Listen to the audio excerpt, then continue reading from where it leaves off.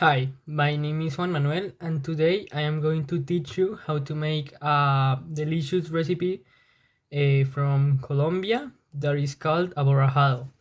Here is like an image that you to give an idea how is going to be this recipe. But before I teach you how to cook this recipe, let's check some history of this very traditional dish. Okay, so the aborrajado is their origins from this dish are found in Africa, and this very famous dish arrived to South America in the times of the colonizations with the Spains and all of that with the slaves. So the slaves, with their tradition, bring that this traditional recipe to here to Colombia, specifically to Valle del Cauca. That is this little part that is in color red. So this is like the history of this very famous dish, and an important aspect is that in the past this dish was known as fufu. So this is like their name in the past. Okay, so these are the ingredients and the things that are necessary for preparing this dish. So we need a recipe for mixing, something to mix. In this case, I will use a fork, a cheese. It will be necessary about around 80 grams of cheese per portion, one ripe banana, 2 tablespoons of sugar and one of salt. In my case, I have brown sugar, but if you have the normal sugar, the white sugar, you won't have any problem. One knife, 80 milliliters of milk, 2 eggs, an aluminium spoon, a rock for smashing. In this something for smashing. In this case, I will use a rock, and around 1000 milliliters of oil. Okay, so the first step is heat up the oil, and meanwhile, because the oil must be very heat for when we are going to cook these things. And meanwhile the oil is warming up, we are going to with the knife we are going to retire the shell from the ripe banana.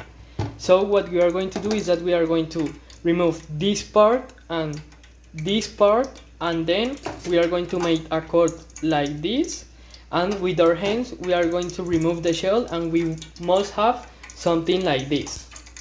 So while the oil is warming up, what we are going to do is that we are going to take from this ripe banana without the shell, we are going to take 4 sheets of ripe banana. So what we are going to do is that we are going to make a cut, dividing into a half the banana, and then we are going to make a cut in the half of here.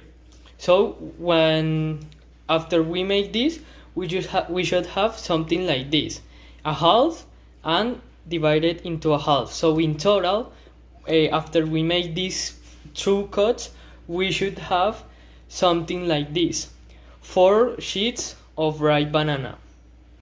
Okay, so the next step that we are going to do for making this recipe is that we are going to put the ripe banana sheets with this aluminium thing into the hot oil.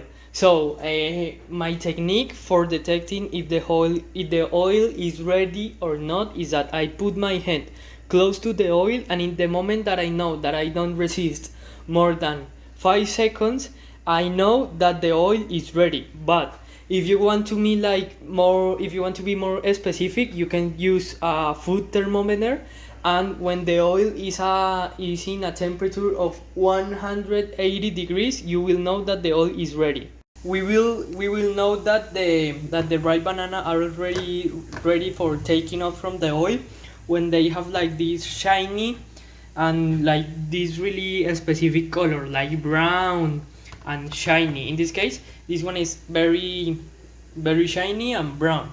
In this moment, these are being already for taking out. So I will make this and I will show you the next step.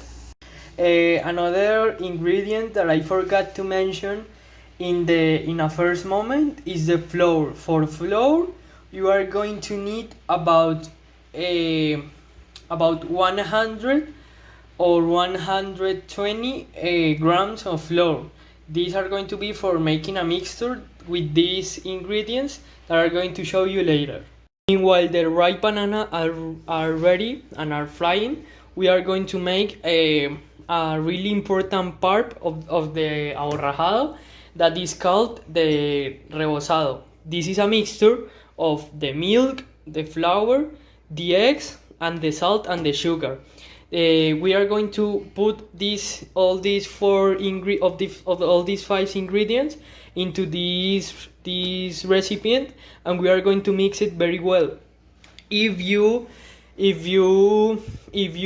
are seeing that the texture of this mix is very like solid, you can add more milk, like very little quantities of milk. And if you see that this mixture is really liquid, you can add more flour. I will show you how is the perfect point of the rebozado. Okay, so this is like the perfect texture for the rebozado. Here you can see it that I put the spoon and it like not too much liquid, but not too much solid. So this is like the perfect texture for the spoon, for the rebozado. In my case, the rebozado was too liquid, so I had to add more flour. In your case, you can add less milk and more flour, and you can start to play with the texture until you have a texture similar to this texture. And meanwhile I finish this, the ripe banana sheet was already ready. So what we are going to do is that with the device that I show you for smashing, we are going to take one sheet and with very low force we are going to start to smashing, but with little force, and we are going to make this with the four ripe banana sheet. Okay, so after smashing with the rock the aluminum the ripe banana sheets, we should have something like this. What we are going to do, the next step is that we are going to take the cheese and put it in the center of the sheet, and we put it, and then we put the other one, and what we are going to do is that we are going to gather it very well, like to making one single piece, and then with that one single piece we are going to put it into the rebozado. But before all that, we must have the oil warming up again because we are going to use it again. I will show you how these are going to be. After adding the cheese and adding the other ripe banana sheet, we should have something like this. And the next step is that we are going to add this into the rebozado. We are going to give this ripe banana with cheese. We are going to give like a bath of rebozado. So what we are going to do is that we are going to take it and we are going to put it in the mix. And with the help of the thing that we mix, we are going to start to covering very well with rebozado. This is for making like some crunchy texture to the aborrajado. And the next step is that we will take this out with the bath of rebozado, and we are going to put it into the hot oil around 3 or 2 minutes per side. And we will know that the aborrajado in the oil is ready when it starts to take like a brown and golden and shiny color in the side. When the aborrajado takes that color, we will know that it's ready for taking out and for eating it. So I will do this step and I will show you how the aborrajado will be. Well, hi Juana. She's always with me while I am cooking, because she likes to see all the food and all of that.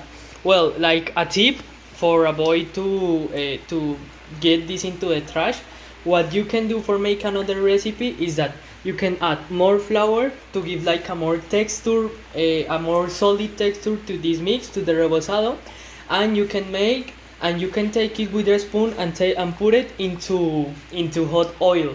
What you are going to do is a very famous food that here in Colombia is known as masitas. Okay, this is the shiny brown color that I told you. This is the color that will tell us that the aborrajado is ready to change the side. So in this moment, I am just waiting that the other side of the aborrajado takes the same color and it will be ready for putting into the oil the other aborrajado. Okay, so this is the final result. This is an aborrajado, what we know as an aborrajado here in Colombia, and it's something very delicious because in the outside part you have like a crunchy texture, and in the inside you have a soft and sweet texture with the cheese and the banana.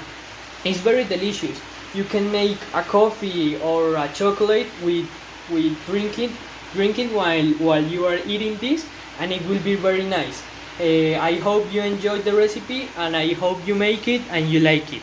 Thank you for your time.